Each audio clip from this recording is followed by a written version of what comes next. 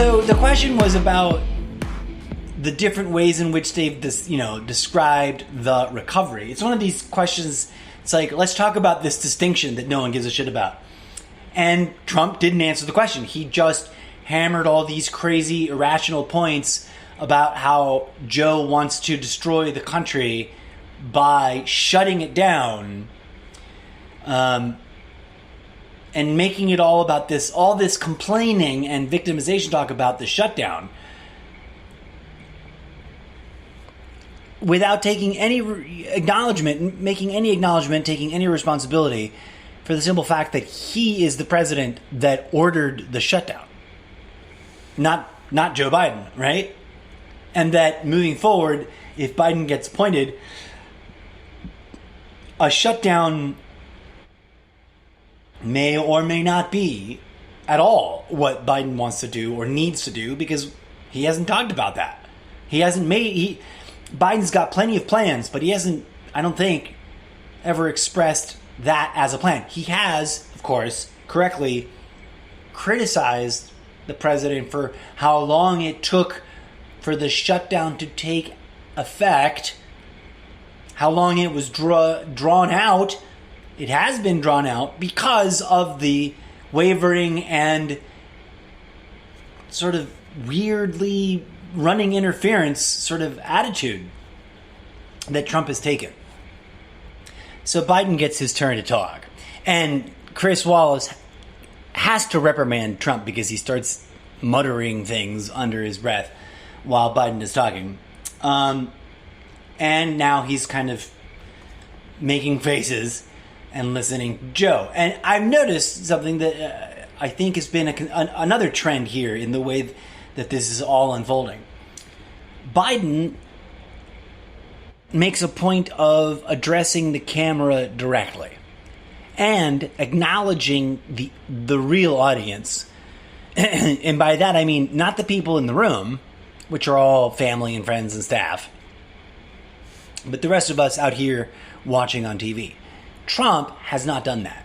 Trump has always either spoken at Biden, like, directly taunting him, directly speaking, addressing at him, in the idea of like, I'm going to fight with him.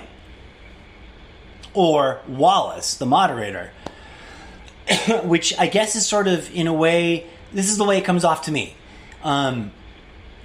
Trump comes off, when he's talking to Chris Wallace, like that's him speaking truth to power. It sounds like I'm talking to somebody important now that's like the authority. And I guess it's got to do with his, contempt for the media game. That's a game that he plays. But anyways, that's a distinction that it's clear about the two of them.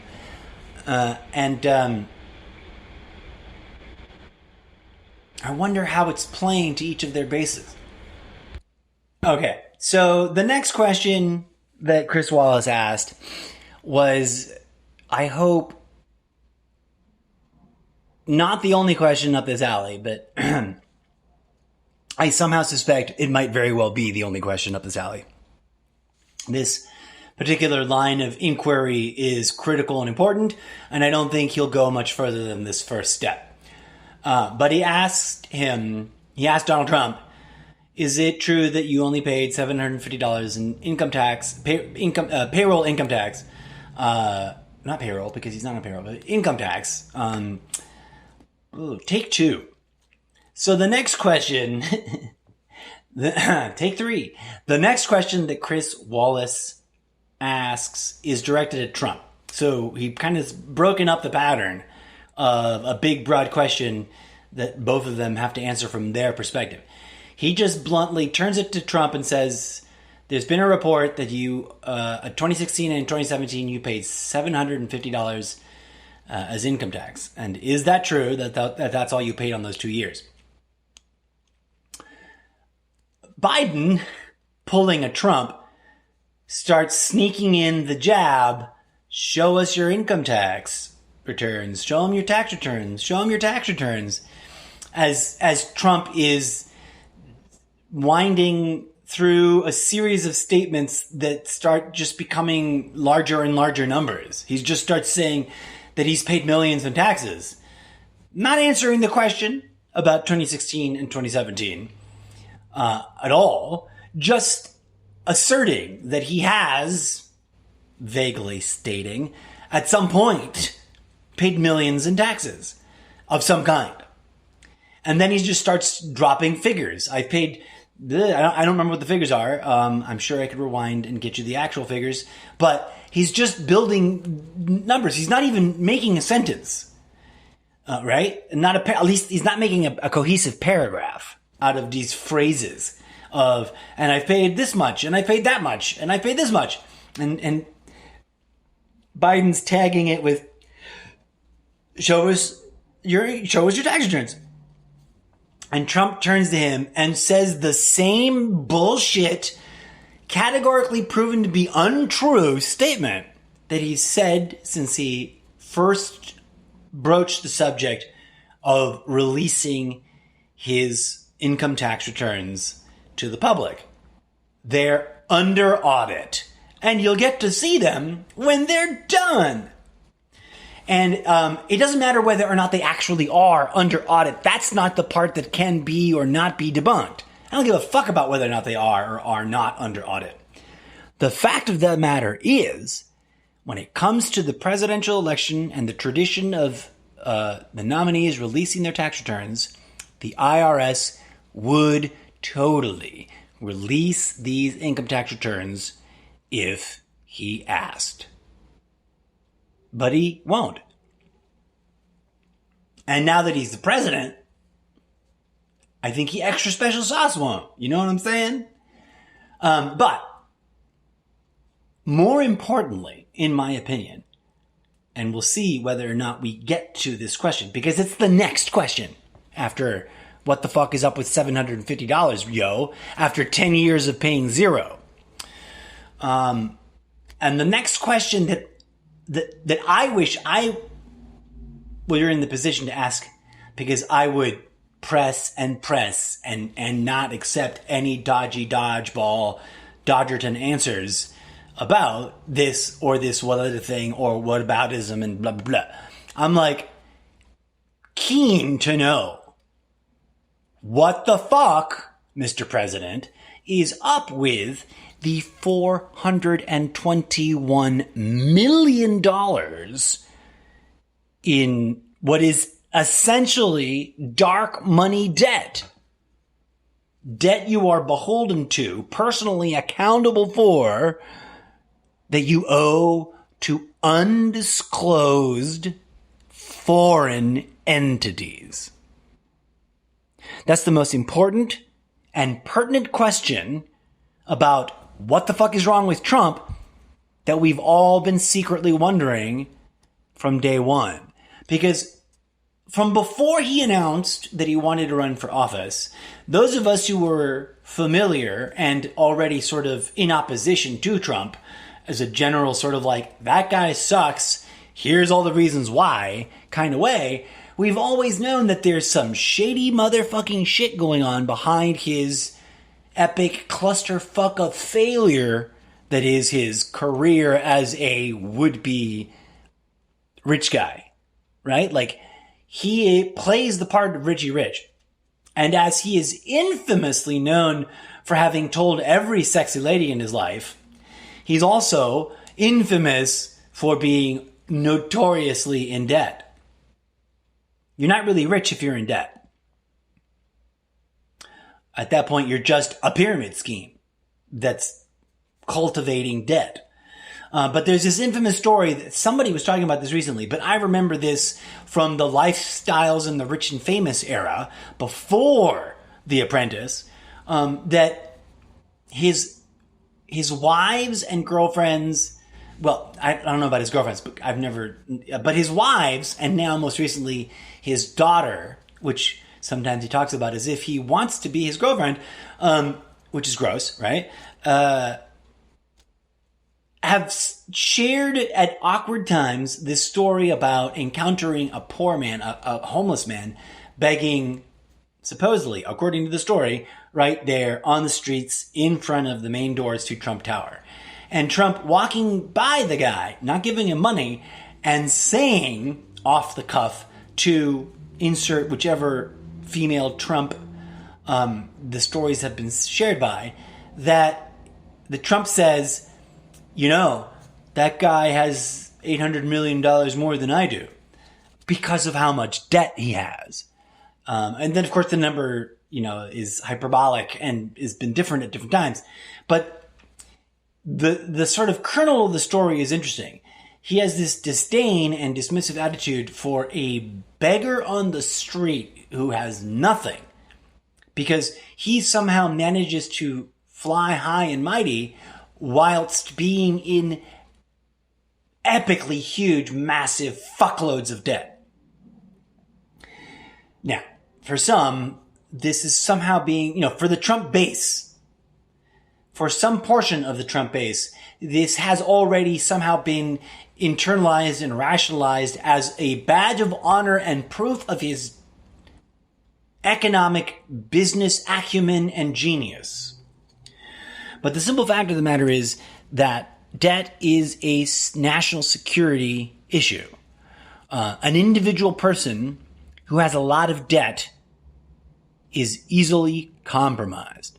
An individual person in positions of power that has a lot of debt to undisclosed foreign entities should be removed from that position of power. Hands down. Categorically, not to be argued about. It's a national security risk. Someone's going to go, oh shit, how much money is that guy out? Let's get in there and start seeing if we can't wiggle a little hook right in his gills. All right? And start stringing him along by the nose. Because that's what corruption does. And arguably, the sheer volume of that debt, the levels of leveraging there, indicate that he has already been compromised probably on multiple fronts by multiple foreign entities, all of them seeking to extract some sort of gain beyond the possibility of earning interest on the money that they've lent him to pay off money that he's borrowed from other people. Densely leveraged debt to hidden sources is not cool and not patriotic and not secure. It is not safe and secure and is massive, massive reason to doubt and distrust any individual. Here's Chris Wallace trying to rein him back in because he really went out of control there with his answer, just like I did it on my commentary. He really spiraled away, layers and layers away from the question of, did you pay...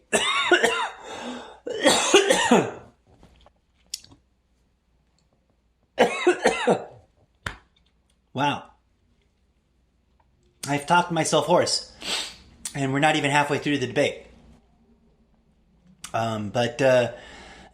He's let's see whether or not Chris Wallace actually manages to rein him in. Chris Wallace just yelled and apologized for raising his voice, and then kind of snarked the apology back by saying, why shouldn't I get an opportunity to be like the two of you? Because he just got tired. The two of them were they got into the Burisma, Beau Biden corruption, whether or not and then so the vice president, Joe Biden, was just saying that all that had been debunked, which I don't know. It sounds like people tried to debunk it. It also sounds like no one really proved anything. But Trump just kept saying a number over and over again. See, there he is with that word magic, right? If you just keep saying the thing, it doesn't matter what the other guy says. No matter how much he denies it, you just keep zinging the one note that needs to be heard. But to my prior point, the one note here against Beau is a relatively small figure, 3 point something odd $million. So far, no one's brought up the $421 million in undisclosed foreign debt that Trump is personally responsible for, and very enthusiastically trying to prevent people from uncovering. So Chris Wallace admonishes Trump for interrupting and then explains to him the rule, trying to enforce like the model of behavior here, and says, I'm going to ask you a question about race. You're each going to have your own uninterrupted moment. And for that, and he turns to Trump, and he says, for that uninterrupted 2 minutes, sir, you can talk about whatever you want. I'm going to ask about race, but if you want to talk about something else, that's great. But I implore you, and I'm paraphrasing here, but he basically said, I'm imploring you, Mr. President, to give, let's everybody talk. He said, I think the country would be better served. He literally said that. I think the country would be better served if each of you had your time without interruptions. And then he said, and I'm imploring you, sir, Mr. President, to not interrupt. And Trump can't help but be Trump. And so he's got to accuse Biden of interrupting him more. He snarked back with it. You can ask him too, right? Because, well, he does it more than I do. And then him and Wallace went at it for a hot second about who interrupts more. And Wallace, 2 or 3 times, firmly says, no, sir, you've been interrupting more. And then he spells out these 2 different issues of race. He addresses Biden and says, the thing brings up the fine people on both sides comment of Trump, and references some, I don't remember hearing this, or if I had heard it, I'd forgotten it, some statement that Biden had made that it was that moment that had inspired him to commit to running for office. Again, after having, left the previous term. And then he turns to Trump and he says, you, Mr. President, have claimed to have done more for black people than even Abraham Lincoln. So now he's going to have a question. Now he's in a positive question. But I found it fascinating that Trump had to mutter something under his breath. I didn't quite decipher what it was. I think he said, oh, sure, something. But he can't go 3 seconds in this without being a class clown that's got to interrupt and undercut the other people speaking. But I'm going to find out what this question on race is. But I would like to just sort of cement my previous statement, and that's it's a huge shame the way that question about taxes went. And if I had been in Chris Wallace's shoes, I wouldn't even fucking bother with the $750 question. Whether or not he paid $750 or more or whatever, which Trump claimed he paid millions on those, because Chris Wallace reiterated the question and said, on these 2 years, did you pay $750? And Trump's response was, I paid millions.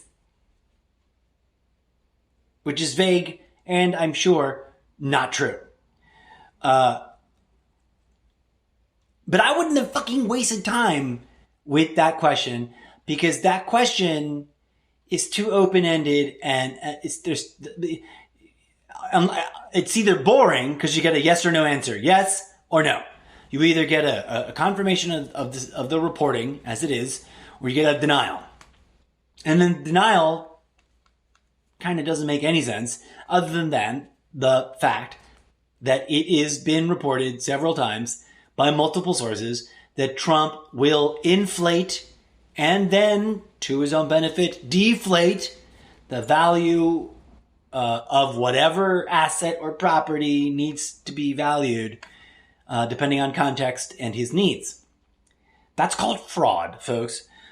So it seems like he's going to, he's willing to lie about his lies and adjust the scale of his lying depending on his needs.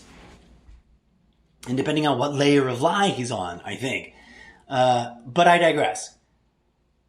The more important question, and I can't ask this or repeat this enough, in my opinion, it's the most important question that needs to be asked of this large orange buffoon at this time. And that is, to whom do you owe the $421 million in clandestine dark money debt that you're on the hook for? Like, who do you owe that to? People have already postulated that the most likely creditors at play here, making this controversial enough that he would want to hide it, are, one, obviously Russia. Despite the enthusiastic denial of the red hoax that has endlessly gone on even by people who are anti-Trump. There are anti-Trumpers who don't like Trump, who are convinced that the Russian collusion narrative is completely bogus. And somehow I just can't buy into that. I can't think that it's completely made up and fabricated because there's too much evidence, not the least of which is Trump family members' own statements. Each of them, Trump and his two sons, have made public statements that were like throwaway, ha ha, ooh, no one cares that I'm saying this kind of statements. And that's where they speak the most truth, in my opinion, based on my observations. When he sort of disguises it as a joke, then he's telling you something very real. Sort of like, if you really want to freak him out, start chanting 12 more years, 12 more years. There's something really, really real about that. But I digress. We're not going to talk about race, and this is probably going to be redonkulous. Is why should... So Trump, undercutting and blah, blah, blahing, as Biden kind of stumbles through his answer. And I'm going to be clear about this. These two men are both old. And so it's funny to me when Trump tries to vilify Biden as being too old for the job. You're older than him, I think, Mr. Trump. And they're both men who, well, are not the most eloquent of speakers. Both of them have their flaws in regards to clear, eloquent, articulate public speaking. Trump is sometimes unintelligible the way he talks. But as we were discussing earlier, he works some sort of voodoo word magic through that mumbo jumbo of unintelligibleness. Biden, on the other hand, has much more sort of common, normal, ordinary flaws to his speaking, given the understanding that he struggled with, what kind of speech impediment? He mentioned something I didn't know about this until relatively recently, but he had a stutter. I was going to almost say that he had a lisp, but he had a stutter, which is a sort of common, not so unusual speech impediment. And he overcame it, and it's clear that sometimes he sort of stumbles over his words, right? But Trump tries to make it about his intelligence, and it clearly isn't. So it's just laughable to me. And also, Trump is a spiraling, gibbering baboon sometimes of incomprehensible fucking blathering. So it's comical that he's got to, play that game. But they both are old, creepy, oddball guys that talk really uniquely in their own way and style. But this debate's already getting kind of tedious and boring, and we're just barely over halfway through. So Wallace throws a question over to him. Why should the voters trust you over your opponent about how you're going to deal with race relations? And he didn't say anything about future plans for himself. He attacked Biden on an old crime bill, which is, a valid kind of sucker punch. And then just said super predators over and over again, which I think technically is something that Clinton said, right? Maybe I'm wrong about that. But he then just sort of just repeated super predators a bit. And then turned a hard pivot to law and order. And he's talking about how he has all the support of all the law and order in the country. And he keeps trying to associate Joe Biden with the extremist fringe left element. And he's totally lost it on, what he's going to offer America to help end this tension between, in the racial divide. So in response to the question, do you think there is systemic racism, Trump goes off about the radical left and its agenda to indoctrinate people to hate America. And I get where he pulls that from, right? Because a lot of anger can be generated when your eyes are opened and the systemic racist white privilege norms that are so sublimated that you take them for granted are exposed. And instead of taking the amount of personal responsibility that we can for being participants in a fucked up system, some people choose to take offense because they interpret it as a personal attack.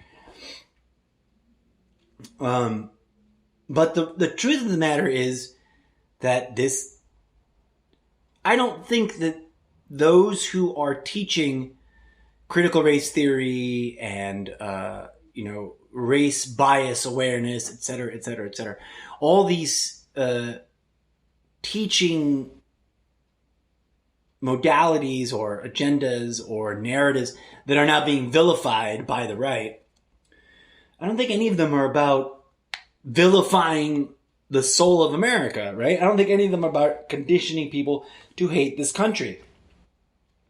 I think that in truth, if there are people out there who are that angry that they could be described as hating America, despite having grown up and been a part of America their whole lives, it's simply that it is as messed up as it is. And there are biases and insensitivities and assumptions and systemic manifestations of sublimated racism that perpetuate modalities of oppression. And when people are oppressed, they become more and more likely to be animated by anger and hatred against that system that is oppressing them. That should be self-evident. But to turn around and attack the attempts to dissolve the components. That's exactly my question. There has been a dramatic. All right, well, I can't pause it anymore because the DVR is full. So I'm going to pause the recording. This is a really interesting discussion they've gotten into. So there was a lot of shenanigans going on, and I was trying to like figure out what to comment on. And then while Trump is trying to like badger, oh god, it won't let me pause because it's all full. But Trump was categorically unable. Now I'm muting it, and I'm going to miss shit, but because it won't pause. But Trump was unable to denounce white supremacists and right-wing agitators. He kept sort of pussyfooting and saying, I'm willing to do it, but Antifa and the left. But he could not say, hey, Boogaloo boys, stand down. A little different philosophy. Here he is with the nonsensical statement that Obama Biden left him 108 judicial openings to fill. The only reason those judicial openings were there is because the obstruction of Congress. Period. Full stop. Looking at both your records.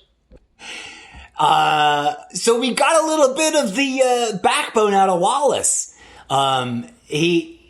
They turn to Biden. He turns to Biden and asks him a question. It's one of the closing questions. We're getting towards the end of this thing, I think. Why should the people vote for you instead of Trump? And he's given a very standard Biden answer. Under Trump, we've gotten sicker and weaker and something, to very badly paraphrase. And right about halfway through his time, Trump's got to sneak in a little mumbo-jumbo something interruption. And Wallace just goes off on him in sort of this classic Chris Wallace way. So polite, so clear, and to the point. He says, Mr. President, you and your campaign agreed to the rules. Each person was going to get 2 minutes uninterrupted. This is getting intense, man. He just kept interrupting after getting the Chris Wallace hush and follow the rules reprimand. And he was just badgering Biden about the $3 million that supposedly his son got. And Biden just kept, hammering it back. It's nonsense. It's not true. Even Mitt Romney from the Republican side of that commission said this is a ridiculous waste of taxpayer money that we're investigating this. I'm not taking sides. I just think it's fascinating how Trump works his interruption magic. So he kind of pussyfooted on his answer of climate change, and while he's called climate change a hoax before, he's now sort of mincing it together and saying, well, there's a lot of different things that are contributing to climate change. And then he pivots back to California and its forest fires with something that's really insulting. He talks about forest management and how it's our fault over here in California for bad forest management. The vast majority of California's wild land is federal property. I'm just going to leave that right there. He also dared to make the statement, Mr. Trump did, in response to this, I don't know about climate change, but he said we have to do everything we can to have immaculate air and immaculate water and land management, which didn't make sense. And also, none of the deregulation that he has imposed on us, none of the rolling back of environmental protection law contributes to, quote, immaculate air or immaculate water whatsoever. And ironically, no one's calling it out on it. That's the thing. Fact checking is severely missing from this. Biden is trying to do what has been the sort of popular advice expressed in the public discourse. He's trying to stay connected to the audience by talking directly into the camera and addressing things to the American people. And he's trying to be quick and blunt and straightforward about, well, that's just not true, with things that Biden that Trump says that are not true.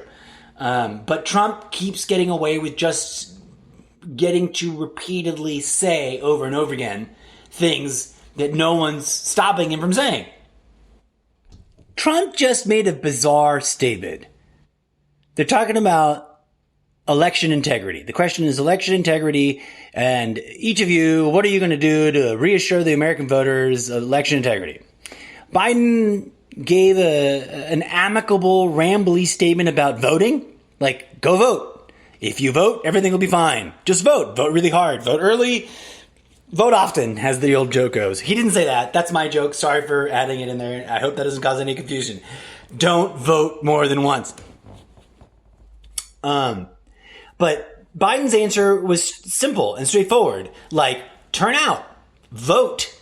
And he added, or he included a statement that if we, using that royal we, which I always find quite ridiculous in American politics, if we get the votes, then everything will be fine. He cannot just stay in power. There will be a peaceful transition.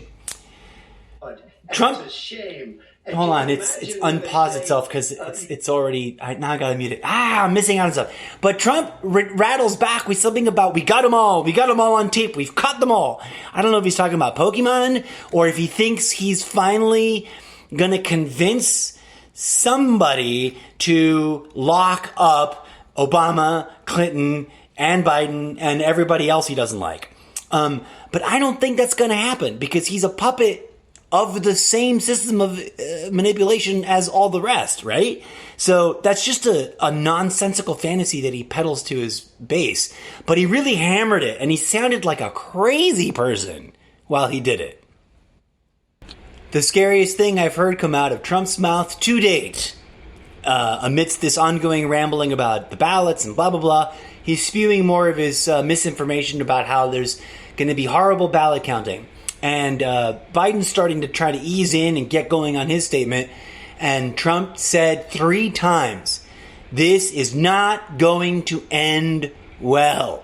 He opened that particular statement, jumping off of a question about whether or not he's going to rely on the Supreme Court to help him count the ballots. And he said, yes, I'm going to count on the Supreme Court to count the ballots for me because the ballots are a mess, blah, blah, blah, blah, blah, blah, blah. Fraud, things, they're throwing ballots in rivers. And then he said, this is not going to end well. 3 times. That's fucking creepy. The final question, paraphrased here, will you, each of you, urge your voters to stay calm during the extended period of ballot counting because it is very likely we will not get a declared winner for a few days, maybe even a few weeks, because of the new surge in voting. And Trump could not stick to the answer. He said the phrase, I urge my voters to, I urge my supporters to, and then he went off on other things and started talking about chaos and fraud and blah, blah, blah. The only thing he actually urged his supporters to do is to show up at polling places and supervise. That sounds like intimidation tactics to me. Although, of course, both parties should have poll watchers as well as regular volunteer poll workers. But still, he refused to, just like he refused to in previous interviews and whatnot, to say the statement that I will ask my supporters to remain calm and peaceful during the extended count period and to not get antsy and riled up about,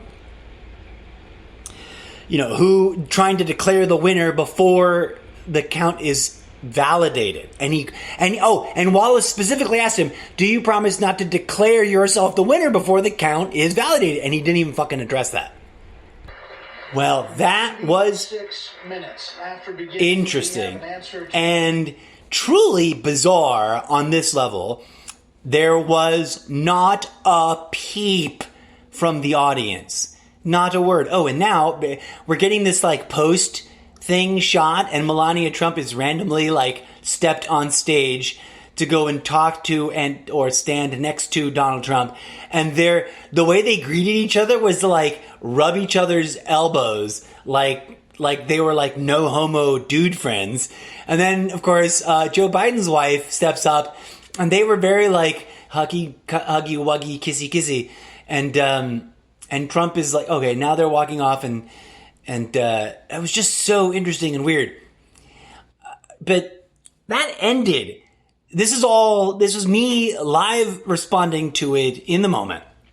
So if I was less than articulate, I apologize to you. The professional pontificators are now going to go into their post-debate shows, and I'm going to survey them to see what kind of interesting things they pick out. But I wanted to specifically settle on this notion that, like, as I've talked about before, Trump is a manipulator, a narcissist that loves to tell you what he's doing. He does it in sublimated, sometimes codified ways, but sometimes he just straight up tells you or hints at it and leaves it as a sort of dangling, unstated thing that you got to rationalize your way into assuming. But the most disturbing thing he said, and he said a bunch of stupid things tonight, and a bunch of crazy things, and way too many things for me to fact check on the fly. But the most bizarre and unnerving thing he said was the combo of, yes, he's going to rely on the Supreme Court and the justice he's ramming through to help him with the ballots, and this is not going to end well.